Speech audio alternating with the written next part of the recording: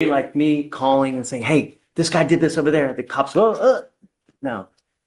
Theoretically, that's would be anyone could make a phone call, make an allegation, cops go, boom, and just stop. Pause right here. This is huge. In the US, police can't just act on a random phone call alone.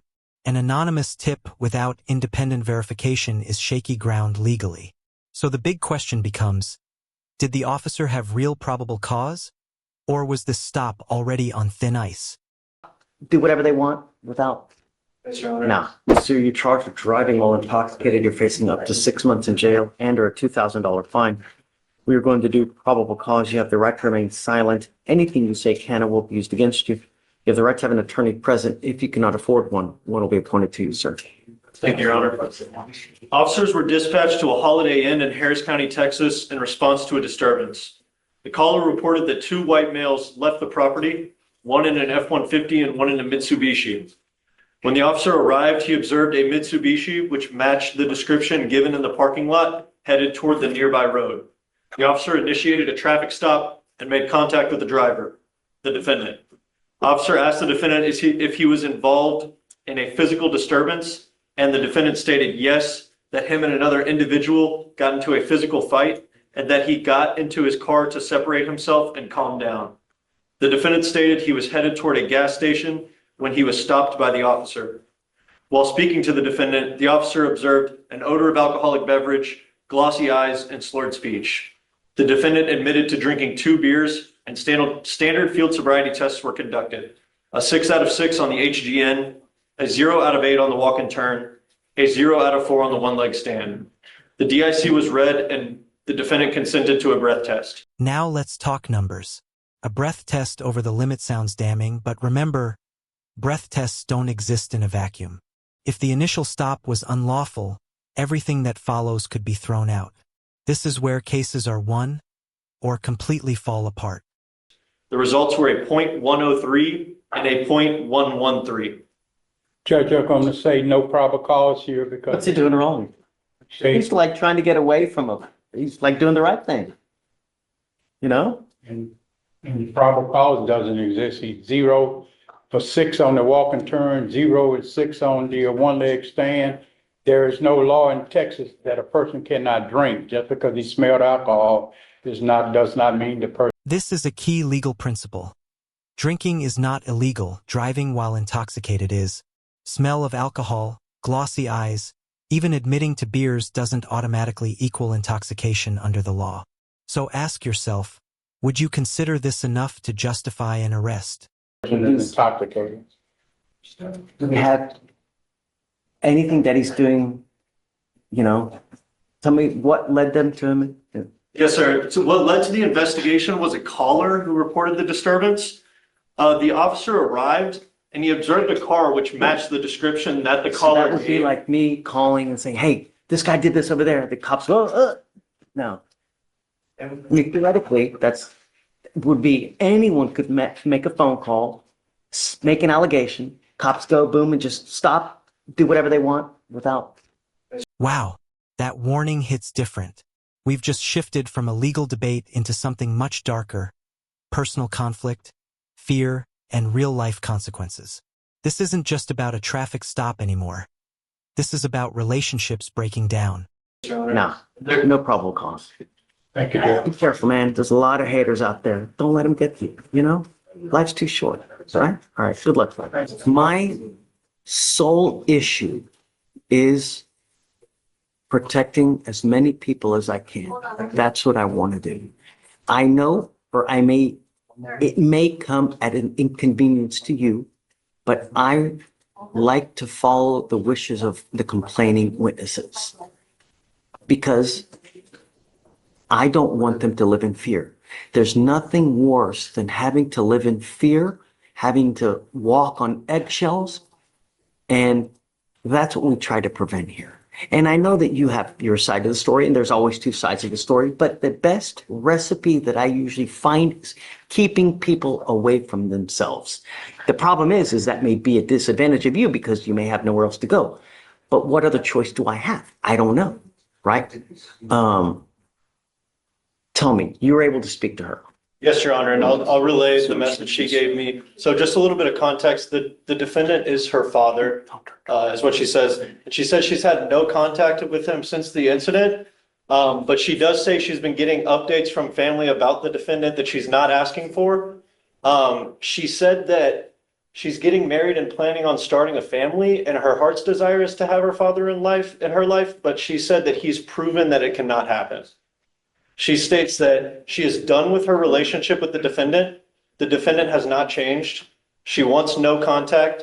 She's currently working on making her restraining order permanent. She states that the defendant is not trying to get help.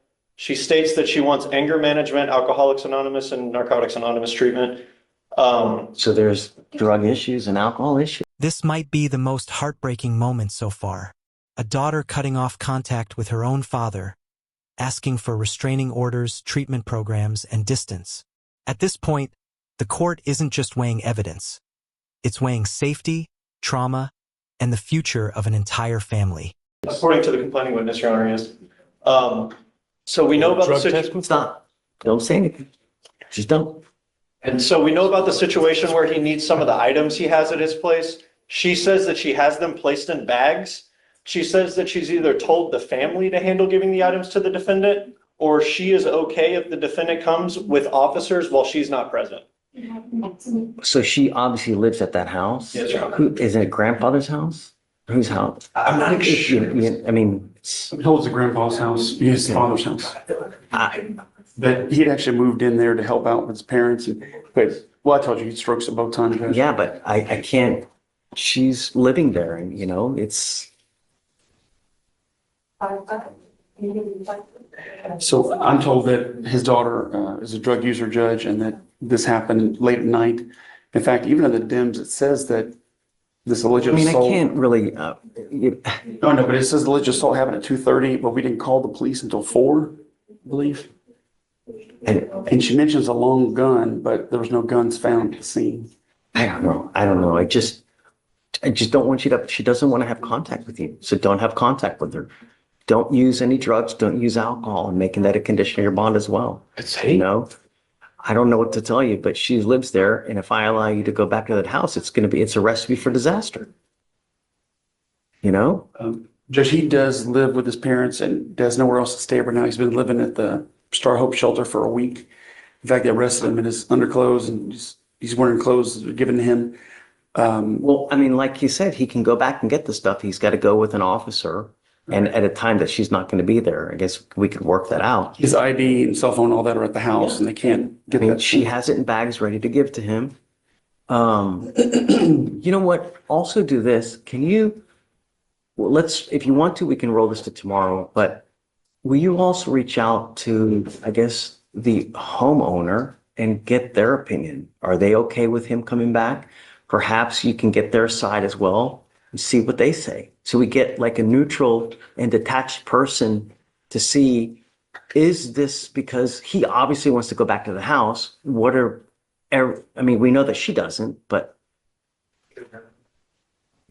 the problem is that if I let you go back to this house, you will invariably at one point or the other, you're going to run into her, and it's going to be disastrous because it always is. And then you're going to end up back in jail. You're out because we gave you a free bond right now. You need to understand that if you go back, you probably have no one in this world that's going to pony up 5,000 to 10,000 to get you out. You will be stuck like Chuck. You need to consider. This is the judge laying it all on the table. Freedom versus safety. One wrong move and he's back behind bars, possibly with no one left to help him. So let me ask you, is the court protecting him or protecting everyone from him? Consider these things when you're out there.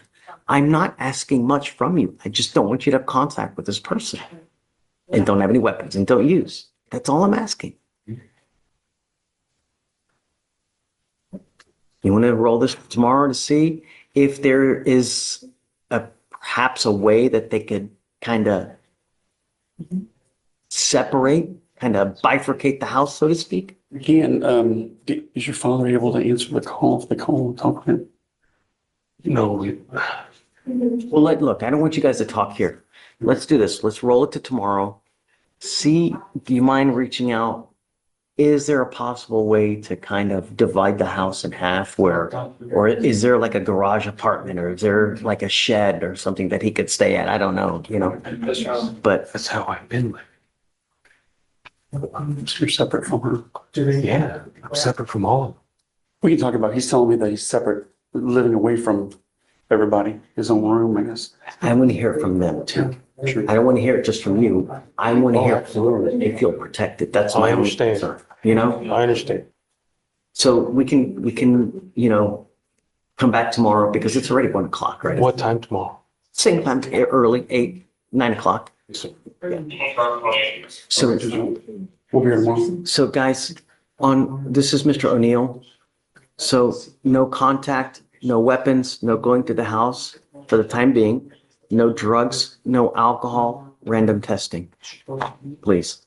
All right, Mr. O'Neill, Testing. no drugs, no alcohol, and I'm going to test you to make sure you're not using. If you test positive for drugs or alcohol, I'm going to put you in jail. Don't use. All right. Damn. Okay. All right. Good luck, Mr. O'Neill. Thank you, Judge, my excuse. Thank you.